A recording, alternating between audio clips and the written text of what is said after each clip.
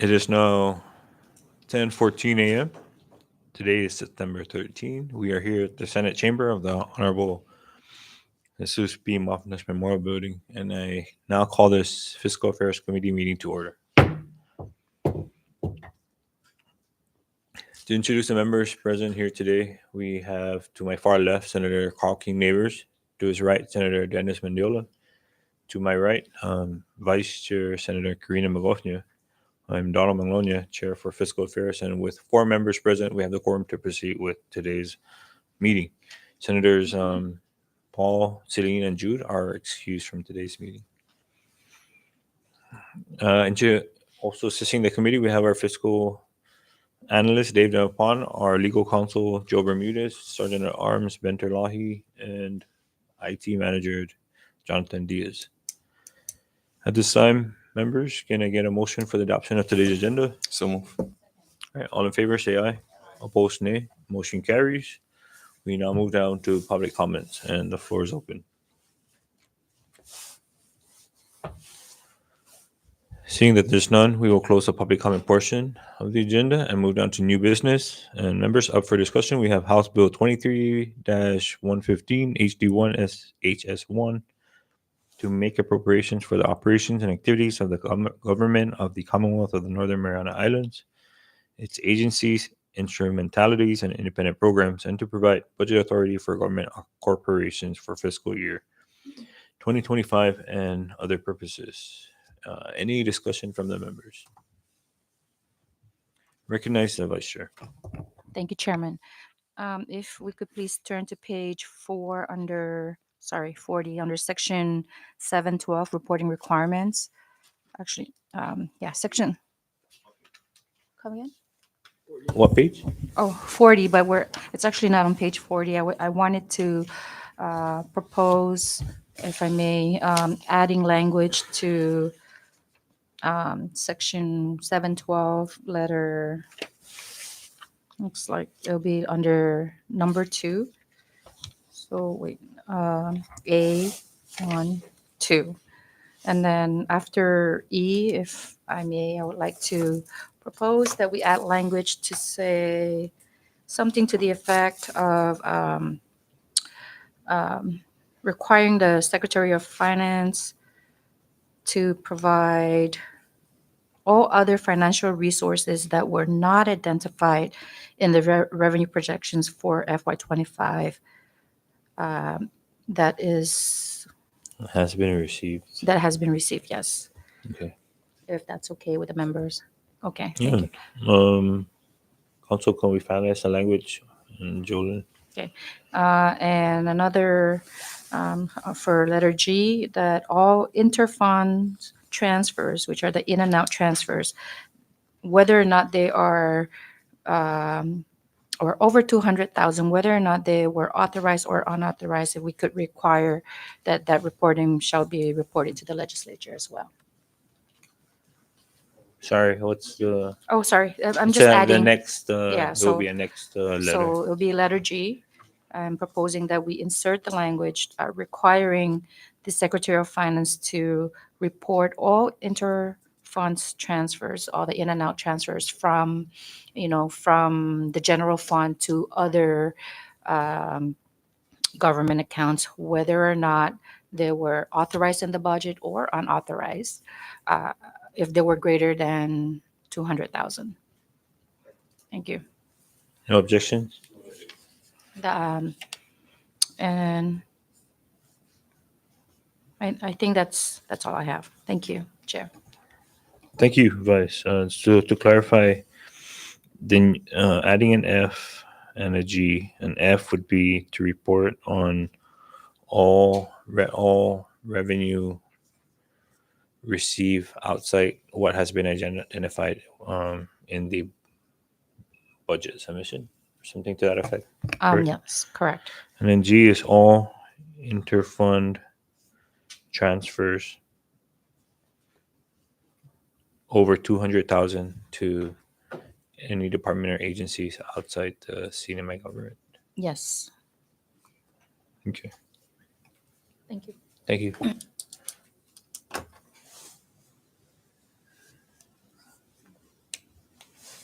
I know that earlier it was discussed regarding the CIQ payment for the four individuals under the second senatorial.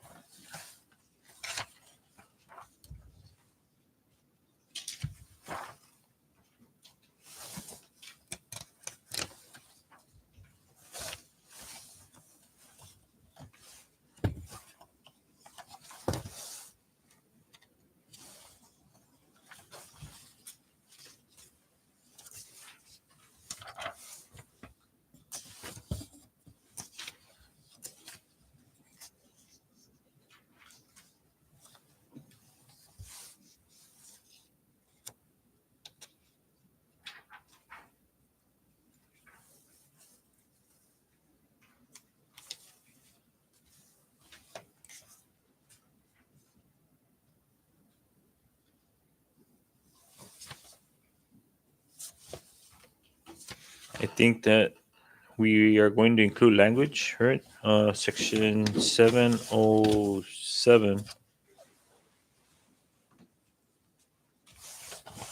page 35. The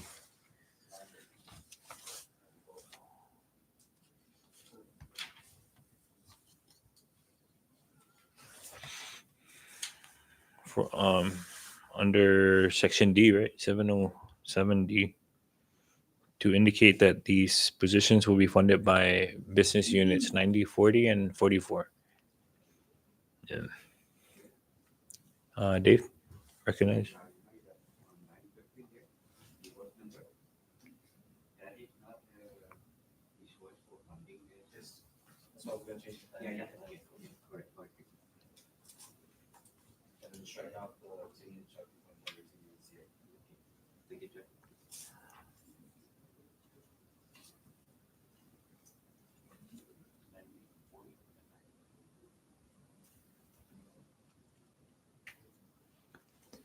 Any objections? We're just moving these accounts from the revolving account provision over to this site and taking it out of the revolving account so that we don't confuse the interpreter of the bill, right? Just like how we were confused about the intent of that. But it was clarified that with the House Chair on Ways and Means, that these accounts are going to be used to pay for those positions. Any other amendments members would like to propose? Recognize Vice Chair. No amendments at this time, but maybe just a discussion. I do see section 713 for violations of spending limits. However, I don't see anything that pertains to non-compliance of like the reporting requirements. So is that, I'm not sure if you guys had a chance to discuss that yesterday or any other prior meetings that I may have not been present, but is that something that we need to address or just Violation for the reporting or the spending limit? the reporting requirements? You know, because I just feel like we can impose all these requirements, but if there are no real consequences to it, then you know what is the point of even setting requirements if they're not to be enforced? 712. What I was saying is I see that there's a section 713 for violations of spending limits. However, when we go back to the section 712 under reporting requirements, we don't really have anything that holds anyone accountable for non-compliance of the reporting requirements. So is that something that we should consider insert? I'm just putting it out there. I just feel like, you know, we we have all these requirements, but no teeth, right? Because if it's not done, it's not done, and we just continue to move on. So what's the point?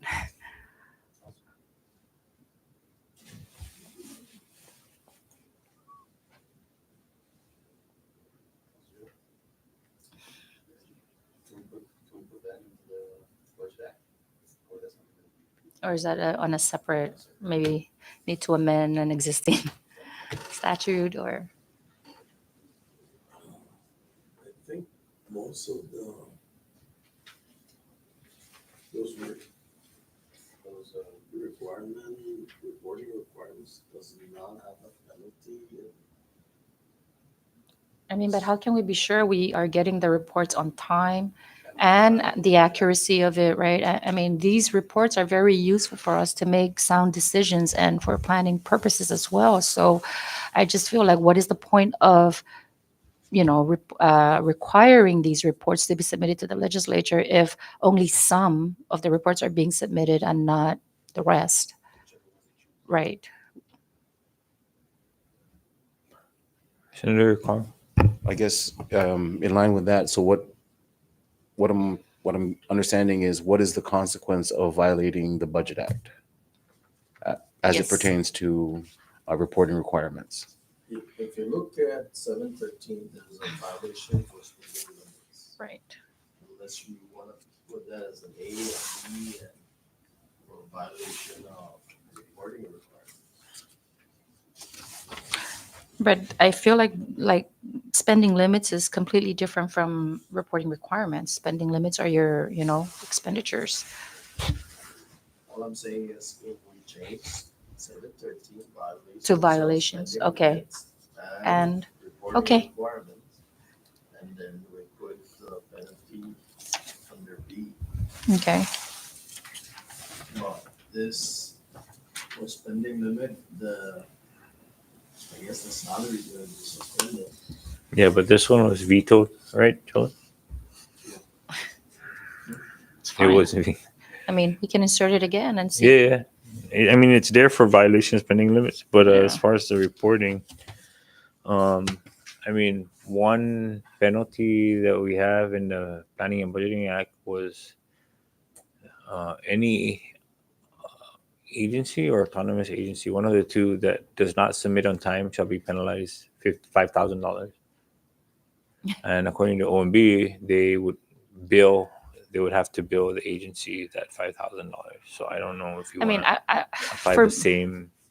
for me personally, as tying an amount to a penalty or a violation doesn't really do any justice, because it's not about the money. It's about the responsibility and the onus on the person of authority that should be complying. So even if we assess 55,000 against the department or whichever agency, it still becomes an expenditure or a liability of that department, and not necessarily taking care of the real issue, which is, the responsibility of the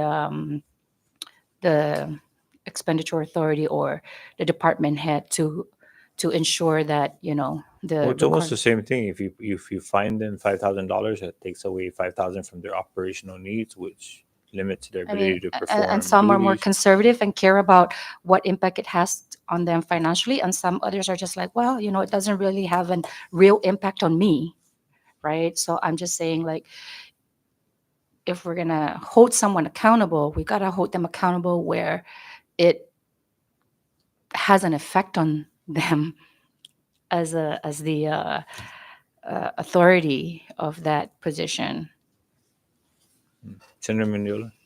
So I agree with Chair on this issue. I think how we can address this is really just, honestly, just exercise our fiduciary duty and just call an oversight and bring these people not reporting and get to the bottom of it. Assessing that 5,000 is gonna actually hurt 55 or 5,000. 5,000. So assessing that to the department is gonna affect them, but you're right.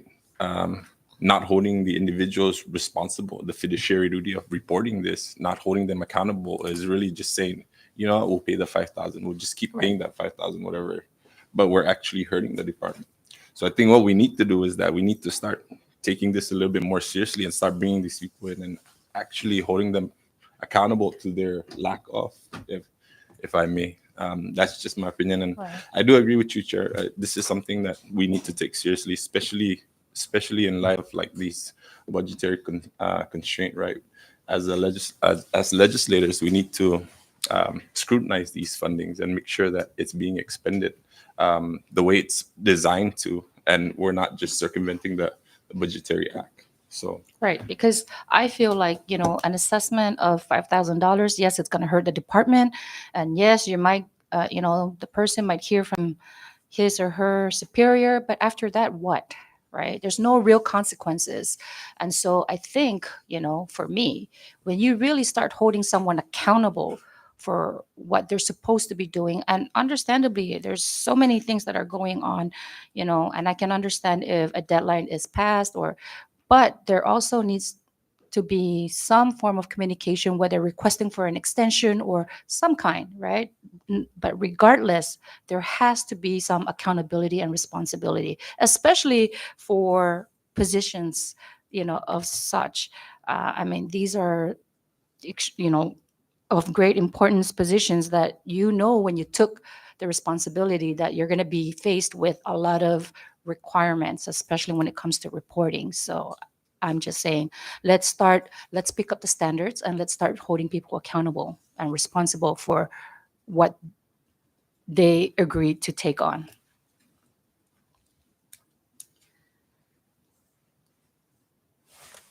Any recognize Senator Mendiola? So I just wanted to add on that, and I guess we're facing that here in the Senate right now, doing this utility, special committee, just waiting on a lot of these reporting requirements, from finance.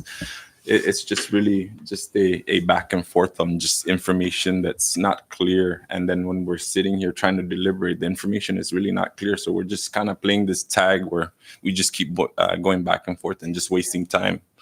The problem is that we need to get to the bottom of it so that we can try, and if there's additional funding, we can actually try and push that to the departments and assess the lack of funding in some of the departments that are having issues in funding. So Yes. again, just to add to that, I mean, it's just all about transparency, right? Because the transparency part of the reporting allows us to better plan and make informed decisions. So, if we're requiring that outside sources are reported to us, revenues that were not identified in FY25, but were subsequently received after. Like, those are information that are very useful and helpful in helping us to, make decisions such as appropriation to departments who are in dire need of funding assistance. But I'm just saying, like, if we don't have any consequences to those violations or non-compliance, and then so what's the point? It's I'm just saying, it doesn't. I just feel like assessing a penalty is not really going to achieve the results that we want.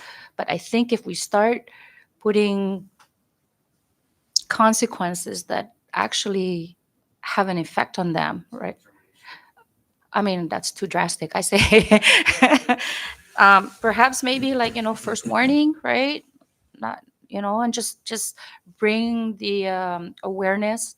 But, and then after that, then there has to be, so similarly to any work place, right? You are given a warning, verbal and written warning, and then after that you go on suspension, and after that is termination. I just need, like, we need to put a little bit more teeth when it comes to these requirements, because nobody is really holding anyone accountable and enforcing these requirements. So I'm just saying, like, let's change that going forward and start holding people accountable. that's why nobody takes it seriously. Absolutely. Yeah. Yeah, who cares? So the penalty is for failure to provide the report. As provided in Thanks. No, No, the just whole under the section. requirements, everything that is, yeah. I mean, these are due every quarter, right? Yes. So, and that's actually 30 days after the quarter ends. So, I mean, I think that's ample time. And if not, then communicate. Ask for additional time. It's not that hard as long as we are communicating, right? And we know what's going on, then the consideration is there, the courtesy is there, and we know that we are not just being, disregarded. I just, at some point we really need to just start being responsible and picking up our standards. I think one major thing to this issue, no, is that employees below the bosses, I guess, for the agencies or directors or department heads, right, are held to a standard. No, Right. if they don't report or they don't do their fiduciary duty, they tend to get, they go on notice, whether it's suspension or whatever. So, but the problem that our constituents have is that why aren't they being held, Sure. to the Practice standard? what you Yeah. preach.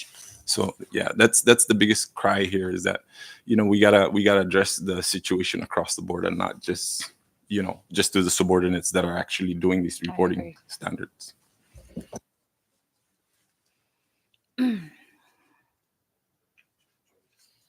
Yeah. We'll take a short recess.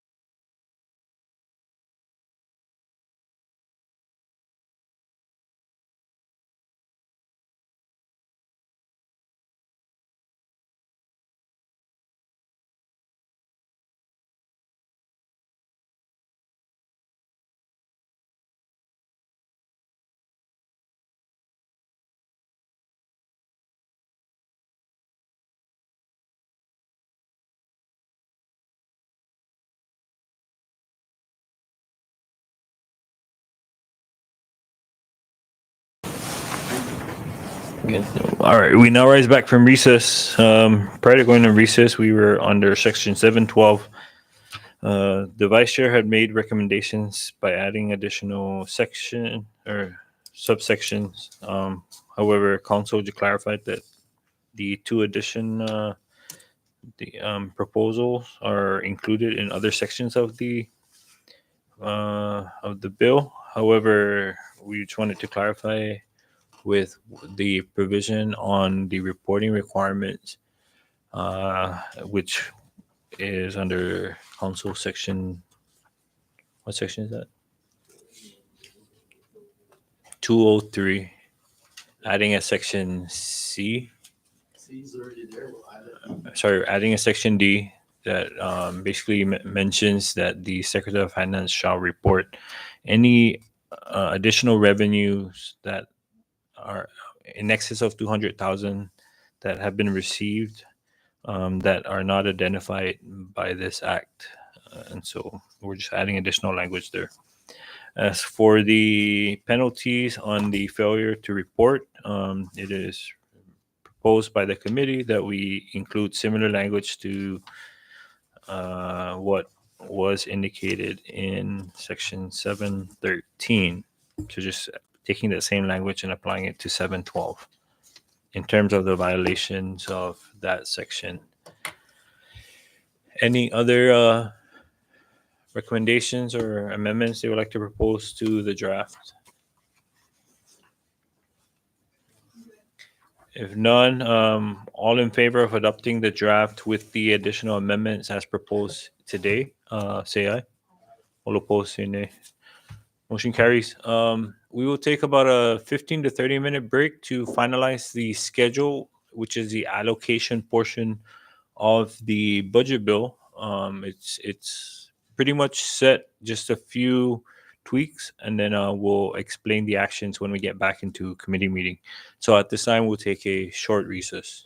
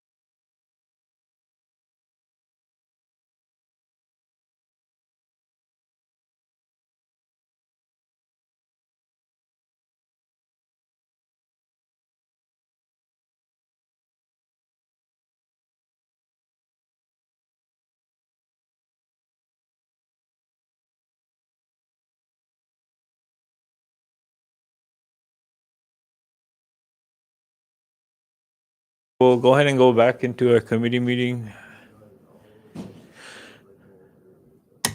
We now rise back into our meeting, and so we are at the we're discussing the Schedule A of the budget bill, which has the different allocations. Um, the House, or what we basically did with the versions that came from the administration and the House, is we restored. The House intended to use a revolving account to fund the shortfall of Tinian's budget, uh, inclusive of other activities. However, upon receiving a certification of funds from the Secretary of Finance, that account does not have any, is actually in deficit. And so that left Tinian short of close to 900,000, just to cover their personnel to be on the same level as the rest of the executive branch, and in consideration of um, getting similar to what Rhoda is receiving to cover for its operations. Additionally, the Saipan Mayor's Office staff were funded at a lower percentage compared to everyone else in the central government, and so they also needed an additional 300,000, 302,000 to take all their employees up to the 87.5% that was applied to all staff in all branches. Additionally, the governor's office, office of the governor and lieutenant governor's accounts were restored back to what was proposed. Additionally, in the schedule, we are adding FTEs that are funded through other sources that are identified in the language provisions to include additional staff to Tinian Customs and Biosecurity, OMB.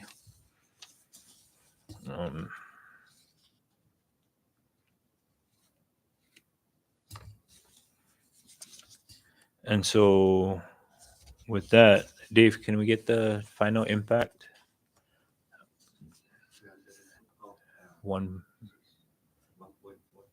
There's a total of about 1.4 million that was further adjusted from the executive branch from the same funding source that took the 5 million out to give PSS, and so that 1 million was taken from that same source to fund the shortfall in the second senatorial district, the Saipan Mayor's Office, OMB.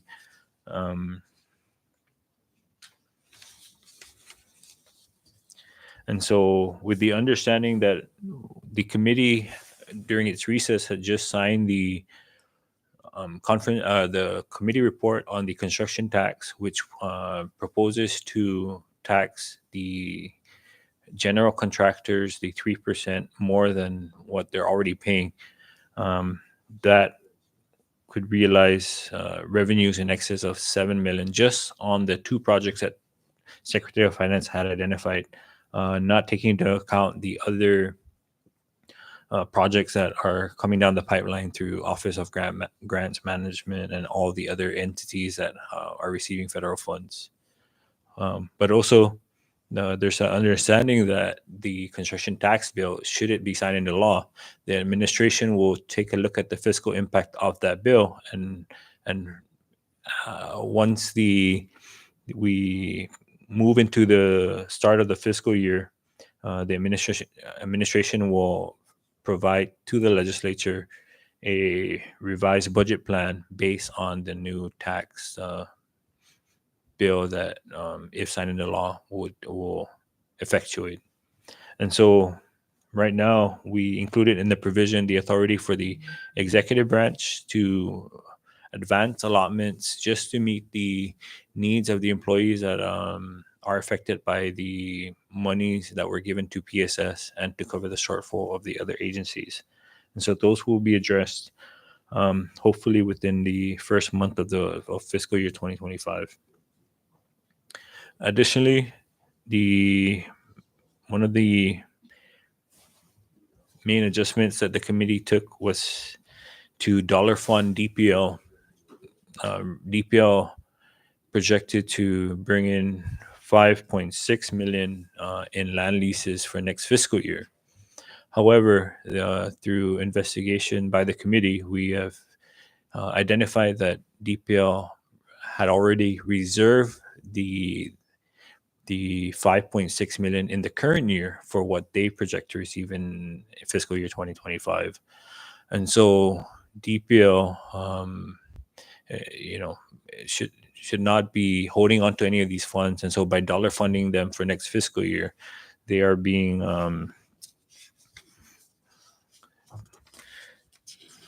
forced to use that 5 million that they have in their reserve account to cover their operational needs.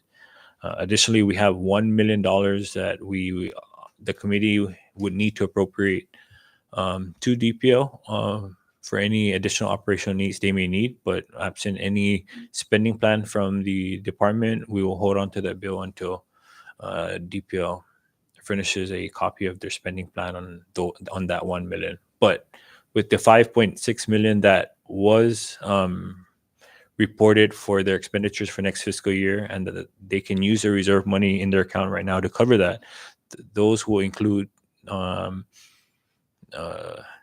it includes the funding that they would need for the comprehensive land use plan that the committee had just adopted to authorize DPL to start on the plan. And so that was budgeted within their it was included in their budget submission, in addition to all other equipments that they had proposed in their budget submission. And so again, just to summarize the actions taken, Tinian was made whole by having them equal to what Rhoda is receiving. The office of the governor and lieutenant governor's accounts were restored. Saipan Mayor's office staff were brought to the 87.5% of their salary, equivalent to what the rest of the government agencies are receiving. OMB for their personnel, in order to manage the allocations, they were given an additional 30,000 for that one FTE. And then, if I may propose, and if no members object, and after consultation with Senator Dennis, the other senator from Rhoda, we have agreed that of the 250,000 that is going to the municipality of Rhoda for utilities, that we take 100,000 from that and divide it into the agencies, all the agencies under the municipality to cover operational needs, which may include utilities, and that will be on the responsibility of the departments to address that. And the allocations are as follows.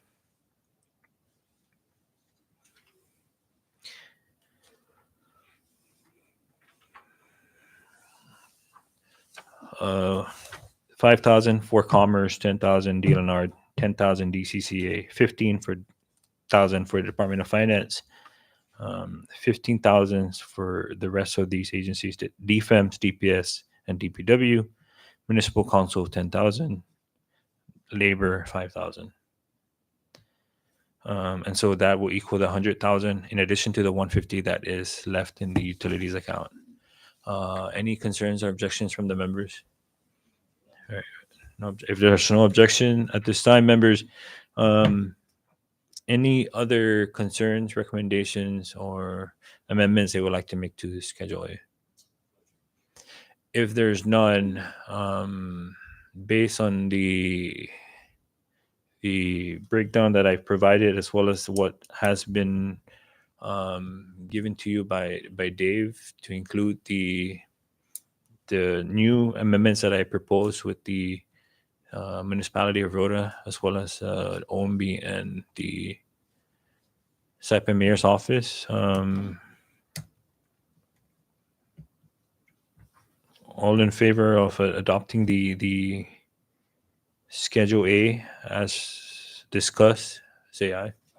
All opposed, say nay. Motion carries. With that, Dave will finalize the copy of the Schedule A, and Jolyn will finalize the final copy of the language provisions of the budget, and the final copy of the entire bill. If I'm not mistaken, Jolyn, will be the committee report. And so once it's final,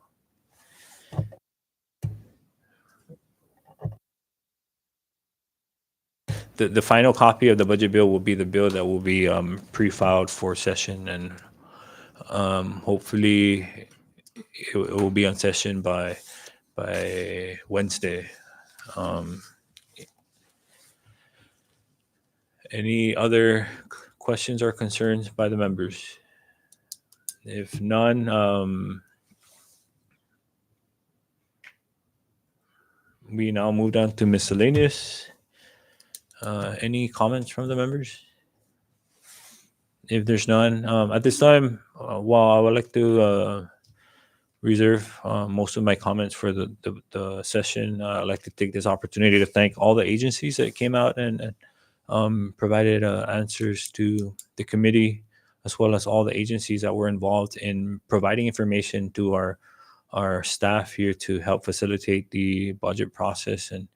And while we understand that we may not have addressed a lot of the needs that were brought up during the budget hearings, we are making strides into looking at some of these revenue bills that were proposed that we had some concerns about, that are now being amended to kind of address a lot of the community concerns, and are considering it by, for one, adopting the construction tax bill out of committee, and in order to address a lot of the operational needs of the government, keeping in mind the impact it may have on the general public.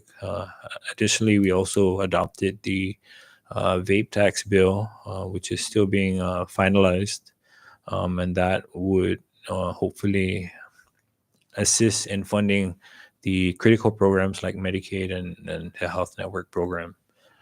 And so hopefully, while these bills are making its way back to the House, and then if they were to pass it and get signed into law, these would realize additional revenues that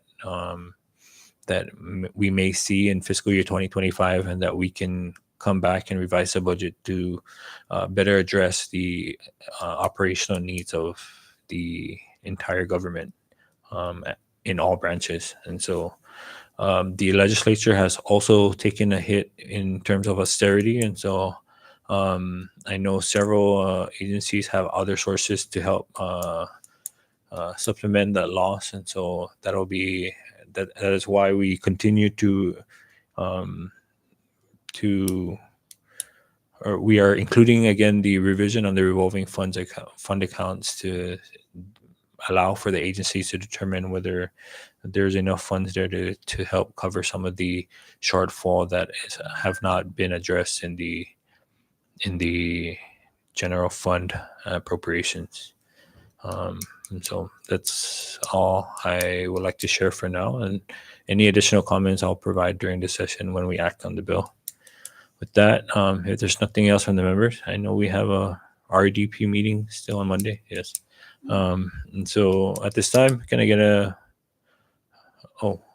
sorry if I forgot I failed to thank the hardworking staff of the legislature, our fiscal analysts, our legislative aides, Jolyn and Devin, our counsels, Antoinette, who sat in for Joe Bermudez, as well as Joe Bermudez, and the IT Sergeant at Arms, and everyone involved in allowing us to work on this bill and getting it adopted out of committee. All right. With that, can I get a motion for adjournment? All right. Motion was made and seconded. All in favor, say aye. All opposed, say nay. Motion carries. This meeting is hereby adjourned at 11:37 a.m.